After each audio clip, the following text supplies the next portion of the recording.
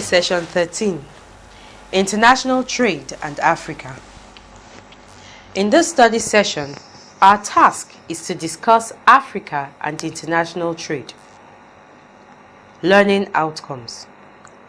When you have studied this session, you should be able to define international trade, explain the contents of Africa's trade, mention the directions of Africa's trade, and explain how international trade affects Africa. International trade and Africa. International trade is the exchange of goods and services for financial or other returns between nations in the international system. Nations in the process sell what they produce to other nations and buy what they do not produce from other nations. For example, Nigeria produces petroleum, cocoa, tin, iron ore, etc. These commodities are sold to other countries of the world, such as the United States of America. Then, Nigeria buys manufactured goods, such as automobiles, drugs, fans, electric generators, etc. from the United States of America. African states sell mainly agricultural products or raw materials, that is, primary products, such as cotton, coffee, rubber, cocoa, etc. In addition, African states that have mineral resources, such as Nigeria having petroleum, also export them. But the bulk of Africa's exports are made up of agricultural products, which do not bring in much revenue any longer because many of the developed nations are self-sufficient in the production of these agricultural items. In some cases, the European nations even produce synthetic substitutes, like in rubber production. Ghana produces cocoa. The Gambia and Senegal specialize in groundnut production. Uganda is noted for coffee output, etc. It is countries like Nigeria, South Africa, Gabon, Libya, Egypt, etc. that have large mineral deposits, and that is why these countries are richer than other African nations that just produce farm materials, although oil has been discovered in Ghana. A glance at any chart showing the directions of trade of African states will show the states of the world they trade with. It will be seen that African states trade more with European nations than with themselves. The reason for this situation is very simple.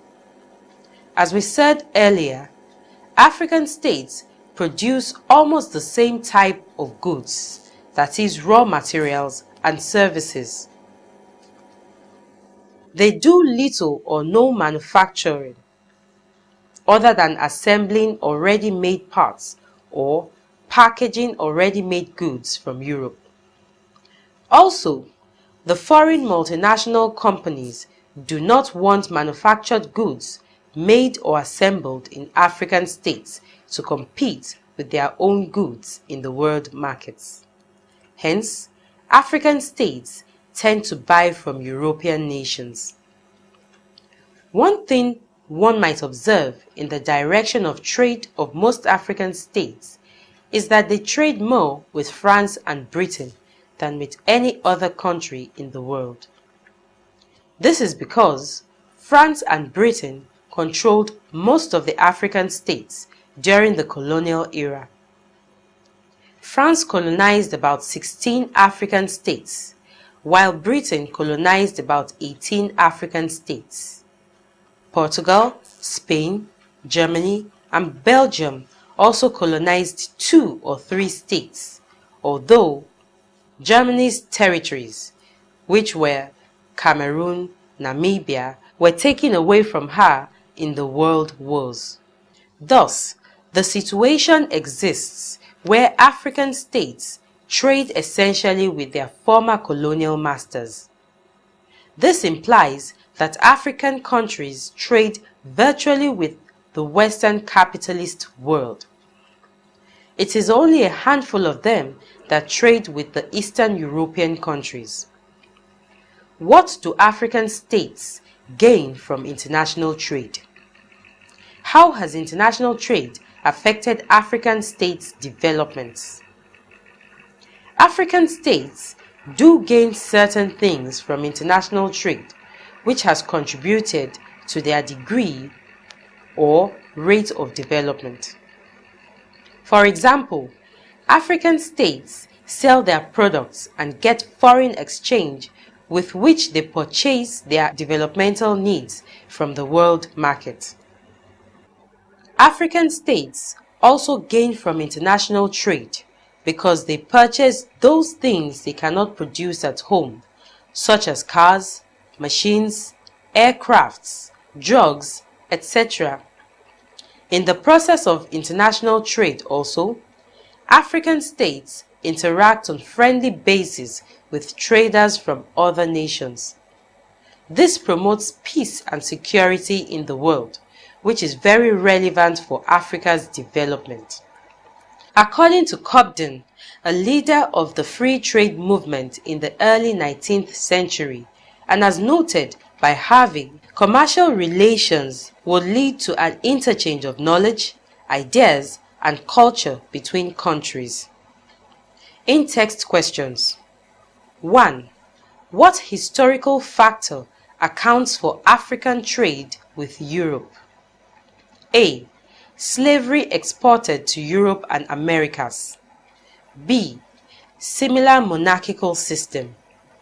C. Colonialism. D. Pan-Africanism. Feedback on the in-text question. The correct answer is C.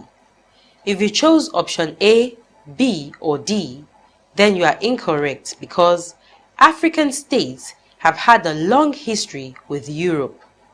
The continent was colonized mainly by Britain, France, and marginally by Belgium and Germany. These developed countries have deeply entrenched themselves economically in their former colonies. However, African states also experience negative consequences of international trade. These include the following. 1.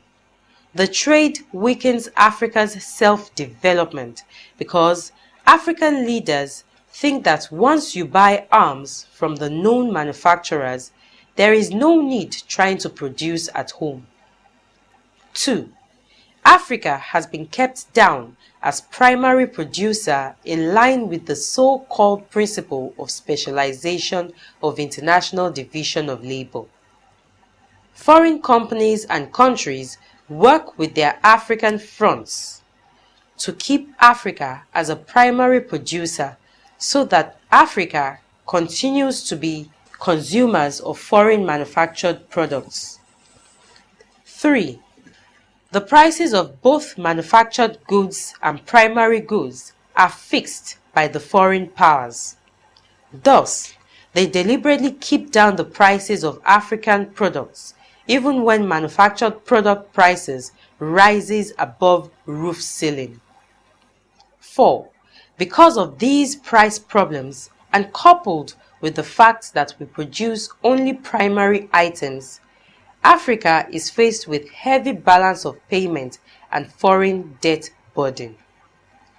5.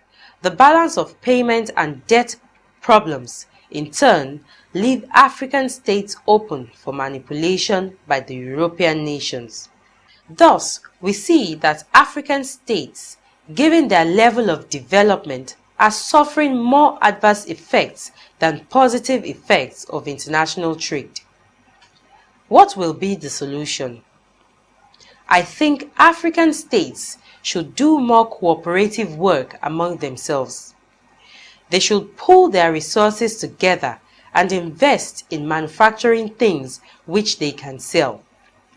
They should also diversify their economies internally so that they will stop being just primary producers. Finally, they should form economically powerful bodies like the OPEC, with which to also manipulate the prices of their crucial raw materials, such as uranium. Foreign debt. Foreign or external debt is the total debt a country owes its creditors. The debtor can be a state or non-state actor. Study session summary. In this study session, you learnt that international trade is the trade between nations. The contents of the exports of African states are essentially primary products, agricultural and mineral outputs, while their imports are mainly manufactured goods. You also learnt that most African states trade with the Western capitalist nations because of the history of colonialism. African states benefit from international trade as we buy goods we don't produce. But these states suffer more from adverse aspects of the trade, such as adverse terms of trade, adverse balance of payments, huge foreign debt burden, etc. End of study session 13. Thanks for listening.